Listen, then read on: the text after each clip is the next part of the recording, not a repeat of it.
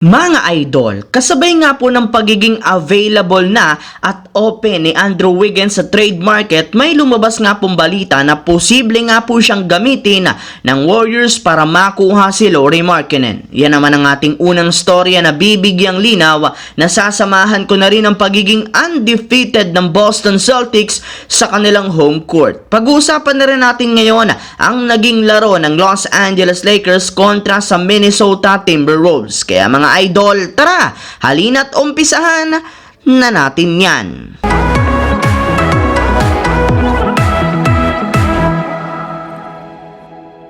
Kagaya nga po mga idol ng naibalita ko sa inyo, willing nga po ang Golden State Warriors na i-trade ang kanilang superstar forward na si Andrew Wiggins since hindi nga nito napapantayan pa ang expectation sa kanya ng kanilang kupunan kasunod ng paglamya ng kanyang laruan. Maliban nga po dyan, ito rin naman ang isa sa mga paraan upang maisaayos at mapa-improve muli ang kanilang kupunan. At kasunod nga ng pagiging available nito sa loob ng trade market, sari-saring mga rumors na nga nagsilabasan patungkol sa kanya. Pero ayon nga po mga idol sa isang NBA insider, ang pinaka-realistic nga daw talaga na trade na pwedeng gawin gamit si Andrew Wiggins ay ang sinasabing pagkuha nila kay Lauri Markkanen mula sa Utah Jazz. Hindi rin naman nga ganun nagkakalayo ang kontrata ng dalawang ito sa isa't isa, kaya malaki ang tsansa na ma-pull off ng Utah Jazz at Warriors ang ganitong klaseng trade proposal kung gugustuhin lamang nila.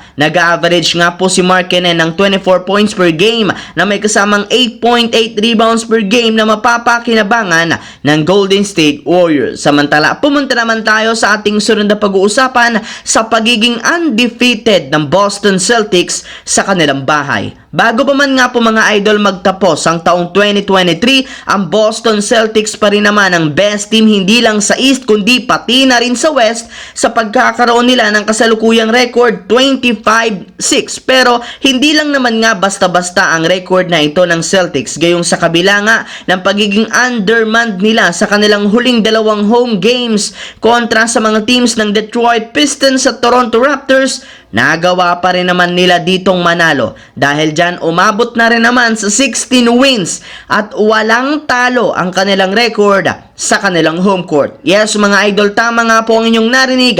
Undefeated pa rin naman ang Celtics dito, kaya mukhang tunay nga talaga na merong pinapatunayan ngayon ang kanilang kasalukuyang lineup since kapag naglalaro sila sa TD Garden, napakalaki ng tsansa na makuha nila ang panalo. Habang dumako naman tayo sa ating huling storya sa naging laro ng Los Angeles Lakers kontra sa Minnesota Timberwolves. Bago pa man nga po mga idol magsimula ang kanilang laban, sinelebrate muna nga ng Lakers ang ika-39th birthday ng kanilang superstar na si LeBron James. Pero gaya nga ng inaasahan, naging dikit at mainit pa rin naman ang simula ng kanilang laro kontra sa best team ng West na Timberwolves na pinangunahan ni Anthony Edwards na naging unstoppable ang ginawang galaw. Sinabayan rin naman nga siya ng pagiging dominante ni Rudy Gobert sa ilalim ng basket.